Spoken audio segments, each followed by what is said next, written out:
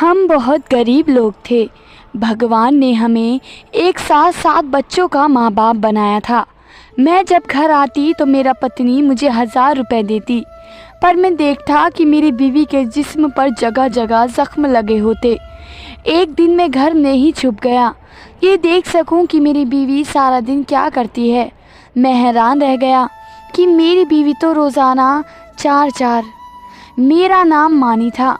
हम गांव में रहने वाले सीधे साधे लोग थे। मैं एक लड़की से मोहब्बत करता था। उसका नाम अंकुशा था। एक गरीब घर से ताल्लुक़ रखती थी। हम भी बहुत अमीर नहीं, पर हमारे पास थोड़ी ज़मीनें थी। हम 3 भाई थे और मैं सबसे छोटा था। मेरे दोनों भाइयों की शादी को 2 से 4 साल गुजर चुके थे और उन दोनों के वहाँ औलाद नहीं थी। मेरी माँ का हुक्म चलता था।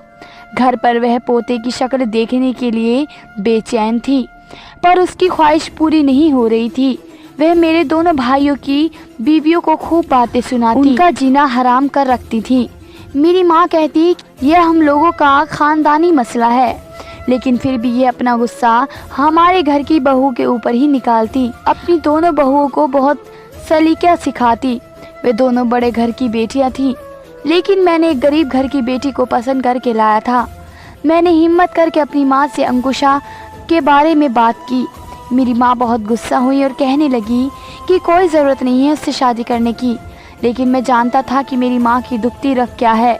मैंने कहा कि मैंने जिस लड़की को पसंद किया है उसके ख़ानदान में सिर्फ बेटे पैदा होते हैं, और वह भी शादी के पहले ही साल। अंकुशा ने अपने ही 5 भाई थे और वह इकलौती बहन थी। मेरी माँ को मैंने किसी तरह अपनी बातों में लगाया और अंकुशा से शादी कर ली और मेरे घर आ गई। मैं उससे मोहब्बत करता था, लेकिन हमारे साथ भी वही हुआ जो मेरे भाइयों के साथ हो रहा था। शादी के 2 साल बाद तक कोई औलाद नहीं हुई। अब मेरी माँ ने अंकुशा को भी तंग करना शुरू कर दिया, और अंकुशा तो बहुत ज़्यादा बातें सुनाया करती थी क्योंकि मैं उससे अपनी मर्ज़ी से पसंद करके लाया था। वह दिन भर मेरी माँ की बातें सुनती रहती, तो मुझसे उसका दुख देखा नहीं जाता। एक दिन मैंने अपनी माँ से बात करने का सोच लिया और मेरी माँ इतना गुस्सा हो गई कि मुझे घर से निकाल जाने को कह दिया।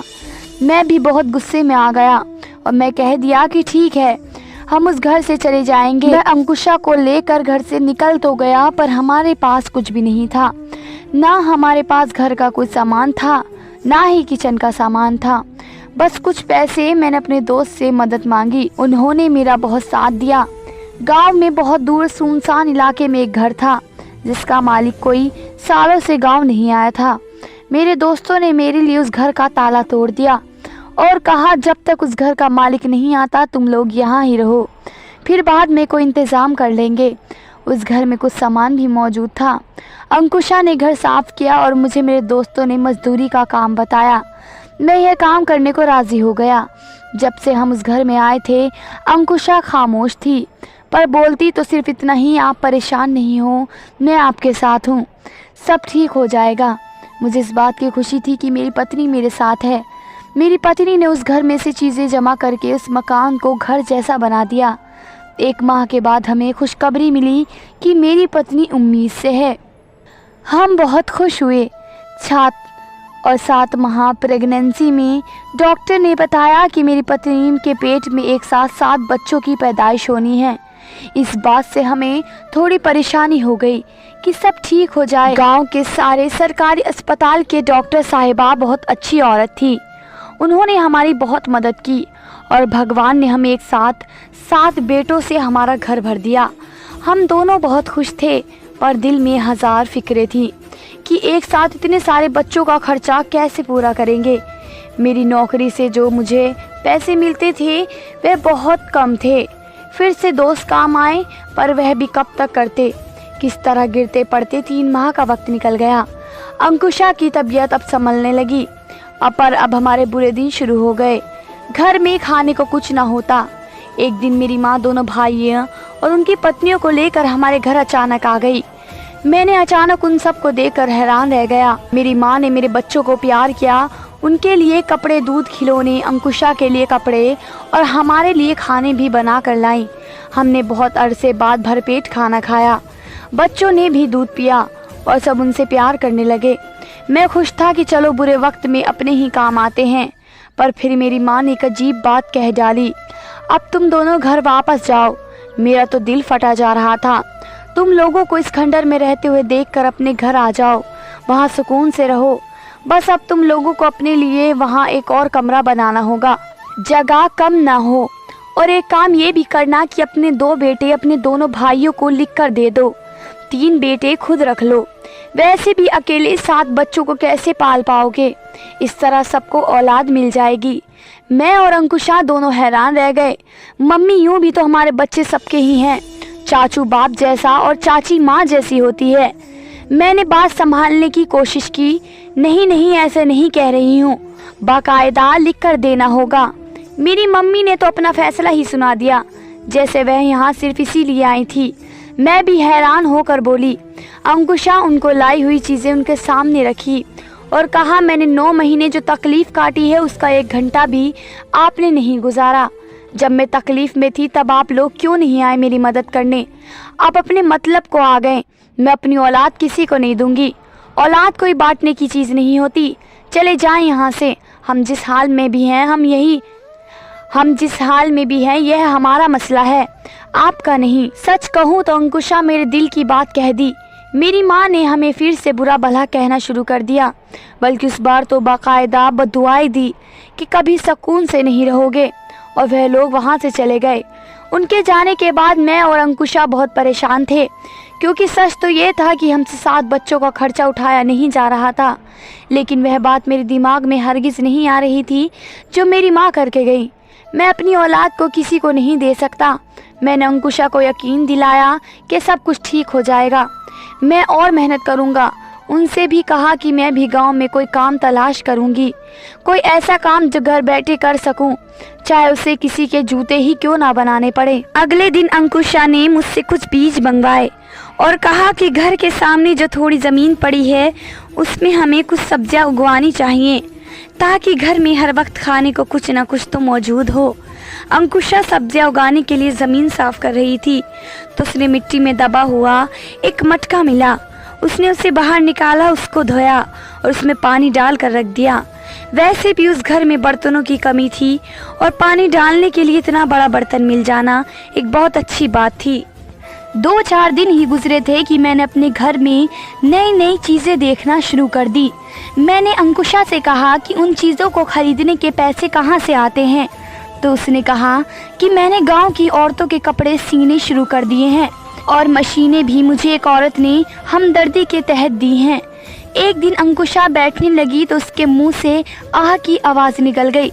मैंने कहा, क्या बात है, तुम्हें दर्द है? तो कहने लगी, हाँ मेरी टांगों में थोड़ा दर्द है। जबकि मैंने देखा उसकी टांग पर एक जख्म लगा हुआ था। अंकुशा के पास हमेशा पैसे होते थे और पैसों से हमारे बच्चों के लिए चीज़ें खरीद कर लाती, लेकिन साथ ये भी देख रहा था कि वह रोज़ ही बीमार होती। रोज़ उसके जिस्म पर कोई ना कोई जख्म लगा होता, जैसे वह मुझसे छुपा रही होती। साथ में यह भी जानता था कि हम जिस घर में रहते हैं वह गांव से बहुत दूर था और इसके बारे में मशहूर था कि यहाँ कोई नहीं रहता। तो फिर उस गांव में इतनी दूर तो औरतें उसके पास कपड़े सिलवाने कैसे आ सकती? घर में तो कोई मशीन भी नहीं दिखी, लेकिन वह मुझसे झूठ क्यों बोल रही थी? एक दिन मैं काम से घर वापस आया तो मैंने देखा अंकुशा को ज़मीन पर पड़े देखा। वे बेहोश हो गई थी, उसकी हालत बहुत बुरी थी। मैंने उसे जगाया, उसके मुंह पर पानी की छींटे मारी और पूछा कि तुम्हें क्या हुआ है? तो वह कहने लगी कि मैं सीढ़ियों से गिर गई। मैंने उसे उठाकर बिस्तर पर लिटाया और मेरे दिमाग में एक ख्याल बिजली की तरह आया।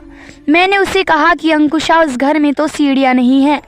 उसने मुझे हैरान होकर देखा और यह कहकर सो गई कि मुझे बहुत नींद आ रही है। मुझे अंकुशा पर शक हो गया। क्या अगर गरीबी से और गुर्बत से तंग आकर किसी गलत काम में तो नहीं पड़ गई? एक दिन मैंने उसे कहा कि मैं काम पर जा रहा हूँ, लेकिन मैं घर में ही छुप गया। अंकुशा इस बात से बेखबर थी कि मैं घर में छुपा हुआ हूँ। मैं उस पर नज़र रख रहा था।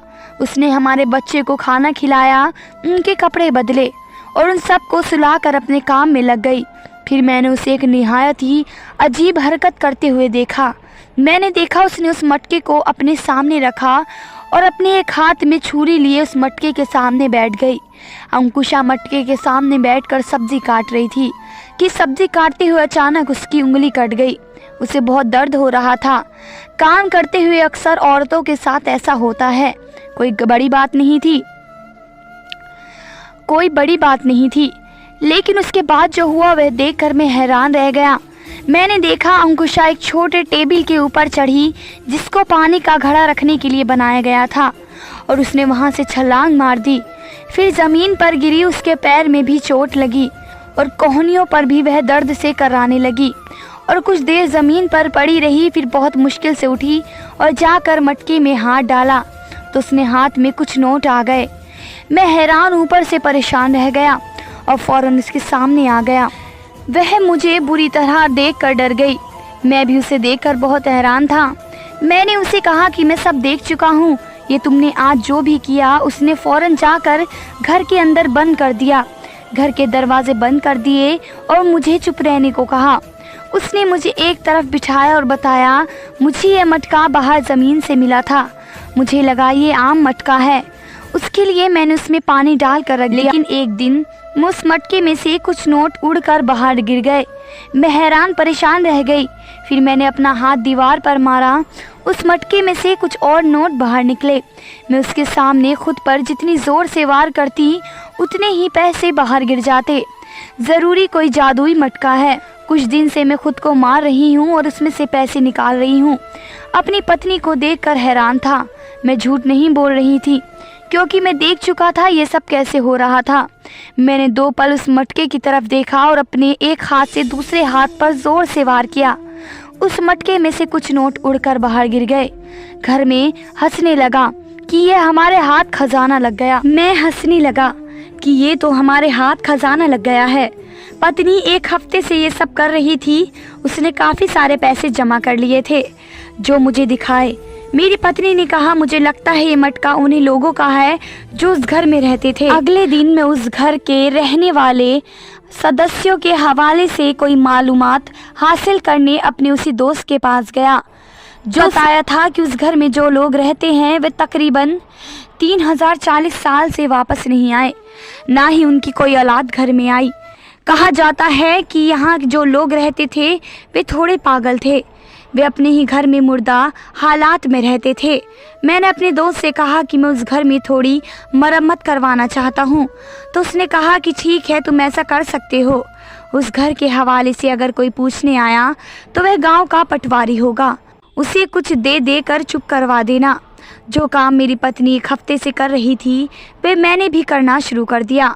हम लोगों ने इतने पैसे जमा कर लिए कि हमने उस घर के लिए कुछ सामान खरीदा और अपने बच्चों के लिए कपड़े, दूध और ज़रूरतों की चीज़ें भी खरीदी। लेकिन हम दोनों की हालत बहुत बुरी हो गई। हमारे जिस्म पर जगह जगह जख्म लगे थे। हमें कुछ दिन आराम करने की ज़रूरत थी। मुझे खबर मिली कि गांव में कुश्ती हो रही है और वहां पर शहर का बहुत मशहूर पहलवान आ रहा है और जो भी उस पहलवान से लड़ेगा उसको बहुत बड़ी रकम दी जाएगी। मैंने अपनी पत्नी को कहा कि हमें वहां जाना चाहिए। उस पहलवान से लड़ाई करूंगा और मटका दौलत से बढ़ता जाएगा। मैं उससे जीत नहीं सकता था, लेकिन अपनी हिम्मत के मुताबिक मार ज़रूर खा सकता था और इस तरह मुझे बहुत सारे पैसे मिल सकते थे। हम दंगल देखने गए और मैंने उस पहलवान को ललकार दिया कि मैं तुम्हारे साथ लड़ाई करूंगा। मुझे उस पहलवान ने बहुत मारा, मुझे उठा उठा कर ज़मीन पर मारा। मेरी पत्नी लोगों के बीच में बैठी थी और उसने मटके को एक काली बोरी में डाल रखा था। मेरी हालत इतनी बुरी हो गई कि मुझे लोग उठाकर घर तक छोड़ कर गए, पर मैं खुश था क्योंकि वह मटका पैसों से भर चुका था। रात मेरी बहुत बुरी गुजरी। मैं रात भर दर्द से कर्रा रहा था। हम लोगों ने इरादा कर लिया कि हमारे पास इतने पैसे हैं कि हमें दोबारा ये काम करने की ज़रूरत नहीं है। हम उस मटके को रख देंगे और फिर कभी जब हमें ज़रूरत होगी तब हम उसे इस्तेमाल करेंगे। अब कुछ दिन हम सिर्फ आराम करेंगे और इस तरह की कोई हरकत नहीं करेंगे। हमने घर को भी किसी तरह ठीक करवा लिया और अब घर घर की तरह लगने लगा था। मैंने गांव के पटवारी को इतने पैसे दे दिए कि उसने वह घर मेरे नाम लिख दिया कि घर भी मेरा हो गया और एक टांगा भी ले लिया जिसको मैंने ठेके पर दे दिया। उस तांगे से भी रोज की आमदनी आने लगी। उसके अलावा मैंने गांव में एक छोटी सी किराने की दुकान भी बना ली, जिस पर मैं रोज बैठ जाता और वहां से भी कुछ आमदनी आ जाती। अब हमारे हालात अच्छे हो गए। सारा खानदान हमारे बारे में बात कर रहा था कि उनकी तो अचानक से लगता है लॉटरी निकल आई। किस्मत वाले थे उनके बेटे, बहुत किस्मत वाले हैं। भगवान ने 7 बेटे दिए तो फिर उन 7 बेटों का ऋतक भी तो देना था। कहने को हमारे हालात ठीक जा रहे थे और अब हमारे पास किसी चीज़ की कमी नहीं थी। लेकिन दौलत का नशा ऐसा नशा है कि जिसकी कोई हद नहीं है। हमारे पास सब कुछ होते हुए भी हम बार बार उस मटके को इस्तेमाल करते। हमारे पास बहुत दौलत आ गई। हमारे सारे छोटे छोटे ख्वाब जिनको हम कभी पूरा ना कर सकते थे, हम उनको पूरा कर चुके थे। लेकिन अब भी हमारा दिल नहीं भरा। हम रोज़ एक दूसरे से कहते कि दोबारा उसको इस्तेमाल नहीं करेंगे, बस आखिरी बार कर रहे हैं। लेकिन फिर अगले दिन हम उसे इस्तेमाल करते और दौलत जमा करके अपने पास रख लेते। हम पर ऐसा जुनून सवार हो गया जो ख़त्म होने का नाम ही नहीं ले रहा था। एक दिन हमारे घर एक बूढ़ा आदमी आया। मैं उस दिन घर पर ही मौजूद था। जब मैं घर से बाहर दरवाज़ा खोलने आया तो मैं लंगड़ा कर चल रहा था और मेरे सर पर पट्टी भी लगी थी और मैं उसको घर के अंदर ले आया। उसने घर को देखना शुरू कर दिया कि आपने इस घर को काफ़ी सही करवाया है, पर आप यहाँ किससे पूछ कर रह रहे हो। तो मैंने उसे सारी बात बता दी और कहा कि घर हम मजबूरी में इस्तेमाल किए थे, लेकिन अब मैं उस घर को अपना नाम लिखवा चुका हूँ। अगर आपको ये घर वापस चाहते हैं तो आपको मेरे साथ एक केस लड़ना होगा। और आप जानते हैं कि हमारे मुल्क में इस तरह के केस 2040 साल तक चलते रहते हैं। आप उस घर को भूल जाएं। तो वह आदमी हंसा और कहने लगा कि मैं उस घर को मुफ्त में दोबारा इस्तेमाल करने के लिए ना लूँ तो उसके लिए केस लड़ना तो दूर की बात है। उस घर में मेरी कोई भी अच्छी याद नहीं है। मैं बस यहाँ से गुज़र रहा था तो मैंने महसूस किया कि उस घर में शायद कोई रह रहा है, इसलिए मैं देखने चला आया। बात करते करते उसकी नज़र उस मिट्टी के मटके पर पड़ गई और हैरान परेशान रह गया। वह आदमी अपनी जगह से खड़ा हो गया और हम दोनों को अजीब नज़रों से देखने लगा। मेरी पत्नी चाय लेकर आ रही थी, वह भी हैरान हो गई। वह आदमी इस तरह क्यों देख रहा है? तुम लोगों को कहाँ से मिला? क्या तुम लोग इसको इस्तेमाल कर रहे हो? और हम उस आदमी के सामने बिल्कुल अनजान बनने की कोशिश की और कहा कि आप क्या बात कर रहे हैं? ये तो एक आम मिट्टी का मटका है जिसे हम पानी डालने के इस्तेमाल करते हैं। तो इस आदमी ने कहा, ये कोई आम मटका नहीं है बल्कि एक जादुई मटका है जो मेरे सारे खानदान को निगल गया। यह सुनकर हम हैरान रह गए। उसने बताया कि मैं और मेरा सारा खानदान इसी घर में रहता था। मेरे 2 बेटे थे, उनकी बीवियां थी, मेरी बीवी थी, मेरे पोता पोती भी थे। हमें यह मटका हमारी ज़मीन में दबा हुआ मिला। फिर हमें मालूम हुआ कि ये एक जादुई मटका है जिसके सामने खुद को तकलीफ़ पहुंचाई जाए तो यह उस तकलीफ़ के मुताबिक हमको रकम देता है। हम लोग भी बहुत गरीब थे पर उस मटके की मदद से अमीर हो गए। यह घर जो इतना बड़ा तुम लोग देख रहे हो, ये बड़ा घर नहीं था बल्कि मिट्टी की एक झोपड़ी की सूरत में हमने यहाँ बनवाया था। लेकिन फिर हमारे पास तो पैसे आ गए और हमने उसे एक घर की शक्ल दे दी। बाहर के आसपास की सारी ज़मीनें भी हमने ख़रीद ली और उस पर कृष्टकारी करने लगे। सभी अपने आप को तकलीफ़ पहुंचाकर उससे रोज़ दौलत निकाल लेते। लेकिन फिर मेरे बेटों ने इस मटके को लेकर फूट पड़ गई। मेरे घर में लड़ाइयाँ रहने लगी। बीमारियों ने हमारे घर को देख लिया, लेकिन उन बीमारियों से बचने के लिए पैसों की ज़रूरत थी और पैसे हासिल करने के लिए खुद को तकलीफ़ देनी पड़ती थी। हम सब लोग बहुत बीमार हो गए, ज़ख्मी रहने लगे। हमारी हालत ऐसी हो गई जैसे हम इंसान नहीं बल्कि चलती फिरती ज़िंदा लाशें हैं। जिस्मों पर ज़ख्म जो पहले ठीक न होते और फिर हम दोबारा और ज़ख्म बना लेते। इसके पीछे मेरे दोनों बेटों ने आपस में लड़ाई की और एक दूसरे को जान से मार डाला। मेरी बहुएं विधवा हो गईं, उनके बच्चे यतीम। मेरी पत्नी अपने दोनों बच्चों की मौत देखकर पागल सी हो गई। मेरी बहू ने अपने बच्चे लेकर अपने घरों को वापस लौट गई और मैं अपनी पत्नी को लेकर उस घर को छोड़कर यहाँ से चला गया। मैंने उसके मटके को इसी जगह पर मिट्टी में दबा दिया जहाँ से ये मिला था। इस बात को भी 15 साल हो गए हैं। मेरी पत्नी अब इस दुनिया में नहीं है। मैं अपनी एक बेटी के घर रहता हूँ। यह मटका आपको दौलत तो देता है, लेकिन आपको इस दौलत को हासिल करने के लिए एक बहुत बड़ी कीमत चुकानी पड़ती है। यह एक मालिक की तलाश में होता है और इस मालिक को दौलत के लिए इतना पागल बना देता है कि वह खुद ही अपनी जान ले लेता है और फिर किसी और मालिक की तलाश में निकल जाता है और यह किसी न किसी तरह मिल भी जाता है, जैसे पहले हमें मिला था और अब तुम लोगों को मिल गया है। इस आदमी ने हमारे बेटों की तरफ देखा तो उसने कहा कि तुम लोग क्यों अपनी ज़िंदगी बर्बाद करते हो? तुम लोग को भगवान ने इतने प्यारे बच्चे दिए हैं, अभी तुम लोग जवान हो, उस मटके को वापस ज़मीन में दबा दो, उसको तोड़ा नहीं जा सकता। तुम लोगों ने शायद उसको तोड़ने की कोशिश भी ना की होगी कि तुम ऐसा सोच भी नहीं सकते, लेकिन मैंने उसको तोड़ने की बहुत कोशिश की पर उसको तोड़ नहीं सकते। उसका यही हाल है कि उसको दबा दिया जाए। हमने एक दूसरे की तरफ देखा और सोचा कि वाकई हम खुद के साथ क्या कर रहे हैं। अगर कल को हमें कुछ हो जाए तो हमारे उन बच्चों का क्या होगा? हम लोगों की हालत बिल्कुल मरीजों जैसी हो गई, जो बेशक अपने कदमों पर चल रहे थे। तुम लोग उस घर में रहो, मुझे ये घर नहीं चाहिए क्योंकि मेरे पास तो वैसे भी सब कुछ है। उस घर में ही रहो। तुम लोगों ने अपना कोई कारोबार बनाना है तो वह भी बनाओ, लेकिन उस मटके को दोबारा वापस दबा दो।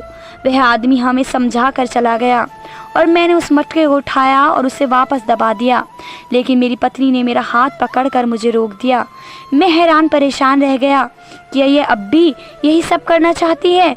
तो उसने कहा कि इसको यहाँ नहीं बल्कि कहीं बहुत दूर दबा कर आएंगे, नहीं तो फिर उसकी तलाश में दोबारा निकल पड़ेंगे। और वह ठीक कह रही थी कि उसे कहीं बहुत दूर दबाना चाहिए।